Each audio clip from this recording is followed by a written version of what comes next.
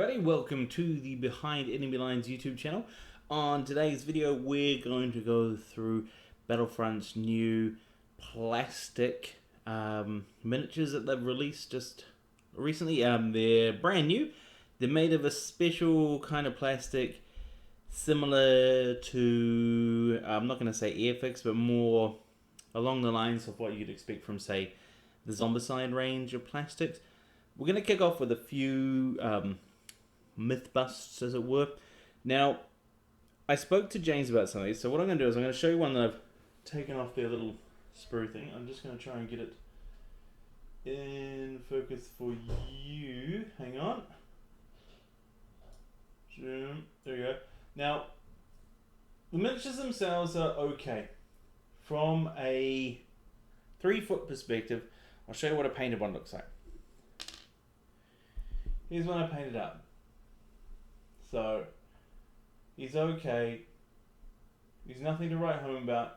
The face itself has a nose and eye holes, but I painted the details on myself. So, most of the things you can see, it like cheeks and the joints in the muscle and neck, they've all been painted on. So, the hands are still there, the fingers are still there. It did need a bit of cleanup, as you do with most miniatures. Major issue that we had was with the facial definition. It's not there.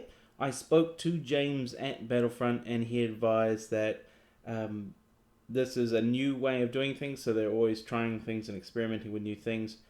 It's just that in this case they weren't big enough. There wasn't enough features. There was basically no face in this kind of thing. There is still a face-ish kind of there. There's holes and there's nose gaps, but they tried to exaggerate the features, but found that just makes exaggerated features, so you'll get things with a really large nose, things like that. But they did find a way around this, which is to create deeper voids. So where you'd expect something to be, so around the nose, in the cheeks, in the eyes, make those things bigger, and it makes the other features more pronounced. Now these figures take paint pretty well. That one took about 20 minutes to paint up. I haven't varnished it or anything, so we'll check to see if the paint scrapes off just by, we'll get in a shot here, just by rubbing it. So this should be back to plastic. But if you're thinking I'm maybe not vigorous enough, I need something harsher, something more to the crowd's liking. I know. So we'll get him. We'll see what we can do. How can we possibly scratch this paint even more? Let's get him in focus. Alright. It's my hand in focus, we don't need that. That looks good. It's pointing up at the world. Alright, so just going to move the mic over for a bit.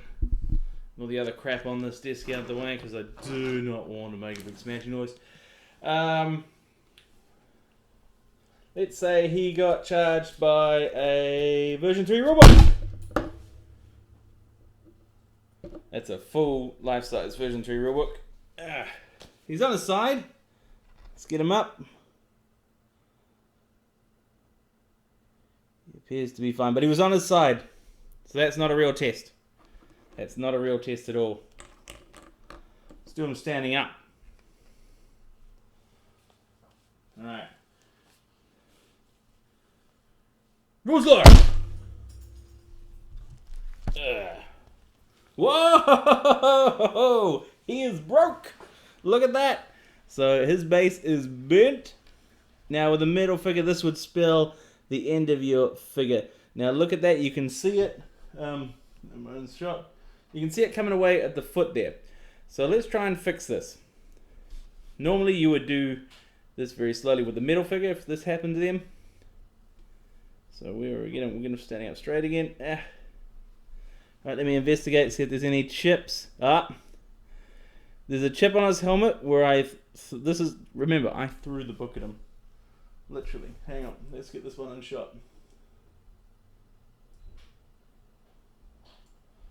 So there is a chip in his helmet there. He did come apart at the leg. But that's it. The chances of you causing that much grief to these minis is very, very slim. You would literally have to drop your miniatures from a great height onto something, you know, something hard. So you'd have to literally drop a rulebook on top of them to get this results. Yes, they have no face right now, but they're working on making these better. And these are half the price of your normal minis. Cheaper than metals and cheaper than their existing mold injected, the injected plastic ones, the nice plastic ones. But that model's not varnished either, so if I had varnished it, maybe it would last a bit longer, I don't know.